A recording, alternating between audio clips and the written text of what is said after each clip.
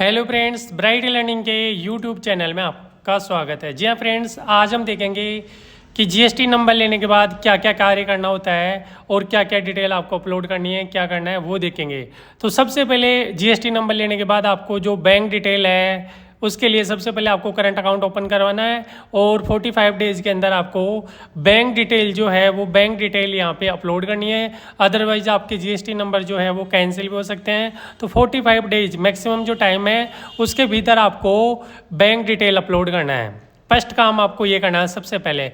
इसके बाद सेकंड काम है वो है कि आपको अपना जीएसटी का जो सर्टिफिकेट है वो डाउनलोड कर लेना है और जीएसटी के सर्टिफिकेट का फर्स्ट पेज जो आता है उसको आपके ऑफिस या फैक्ट्री वगैरह जो भी है उसके अंदर आपको एक फ्रेम के अंदर अपलोड करना है। नेक्स्ट आपका जो प्रिंसिपल पैलेस ऑफ बिजनेस है वहाँ पे जो जीएसटी नंबर है जिसमें फर्म का नेम, फर्म के जीएसटी नंबर, फर्म का एड्रेस ये लिखवाने हैं। चाहे आप किसी पेपर पे, फ्लेक्स वगैरह पे या मान लो आप प्रिंट भी वैसे भी करवा सकते हो। इसके बाद थर्ड जो काम है वो है रिटर्न स्कीम। जैसे आप जीएसटी नंबर लेते हो, जीएसटी नंबर लेने के बाद यहाँ पे जीएसटी रिटर्न भरने की दो स्कीम दे रखी है कि जिनका टर्नओवर मोर देन 5 करोड़ है और लेस देन 5 करोड़ है। तो जिनका टर्नओवर 5 करोड़ से कम है, तो स्टार्टिंग में जब बिजनेस स्टार्ट किया है तो टर्नओवर का मालूम नहीं होता, तो इसलिए आप चाहो तो QRMP स्कीम ले सकते हैं। क्योंकि जिनका टर्नओवर 5 करोड़ रुपए से कम होता है वो चाहे तो QRMP स्कीम ले सकते हैं, जिसकी फुल फॉर्म होती है क्वार्टरली रिटर्न मंथली पेमेंट। इसमें क्या है, GSTR 1 और 3 भी जो रिटर्न फाइल करते हैं वो करते हैं 3 महीने से, लेकिन इसमें अगली पार्टी को ITC क्लेम हो जाए इसके लिए IFF भरी जाती है, इन्वॉइसिंग फर्निशिंग फैसिलिटी, वो आपको हर महीने भरना है। और GSTR 1 और जो 3B है वो आपको 3 महीने से फाइल करना है। और पेमेंट भी आपको एवरी मंथ ही करना है। इसके बाद जो नेक्स्ट आता है वो आता है GST return file. GST return file करने के लिए आपको टाइम पीरियड होता है। आपके पास दो स्कीम होती है, QRMP और मंथली।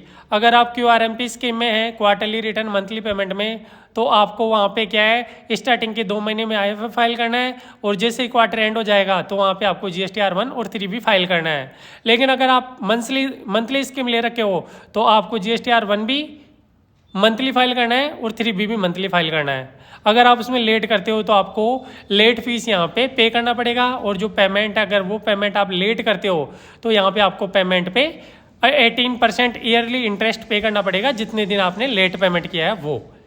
फिफ्थ पॉइंट आता है यहाँ पे ITC, इनपुट टैक्स क्रेडिट। ये क्या होता है कि जो हम परचेज करते हैं तो परचेज पे अपने को जो टैक्स मिलता है, इनपुट GST रहता है, उसको ITC बोलते हैं। ITC का मीन्स ये है कि आप जिस पार्टी से परचेज कर रहे हो उस पार्टी ने GSTR 1 या IFF टाइमली फिल कर दिया हो। अगर वो टाइमली फिल नहीं करते हैं तो आपको ITC नहीं मिलेगा, और ITC नहीं मिलेगा तो आपको एक्स्ट्रा टैक्स जमा करवाना पड़ेगा। इसलिए आप जिन पार्टियों से माल खरीदते हो उनको टाइम पे कांटेक्ट करना है कि उन्होंने रिटर्न फाइल भरी या नहीं भरी।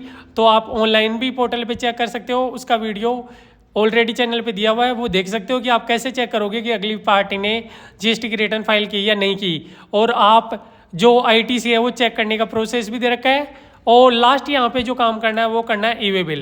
ई-वे बिल का ऐसा है कि अगर मान लो आपने GST नंबर ले लिए और GST नंबर लेने के बाद आप अलग अलग स्टेट में अलग अलग जो लिमिट है वो दे रखी है। नॉर्मली ये लिमिट 50,000 रुपये की है, लेकिन अलग अलग स्टेट में अलग अलग लिमिट है। तो अगर मान लो जो लिमिट दे रखी है उस लिमिट से अगर आप ज़्यादा सेल कर रहे हो एक बिल में, 50,000 मान लो नॉर्मल लिमिट है, 50,000 से ज़्यादा की सेल कर रहे हो तो आपको वहाँ पे ई-वे बिल बनाना मैंडेटरी है, अदरवाइज आप पे पेनल्टी लग सकती है यहाँ पे।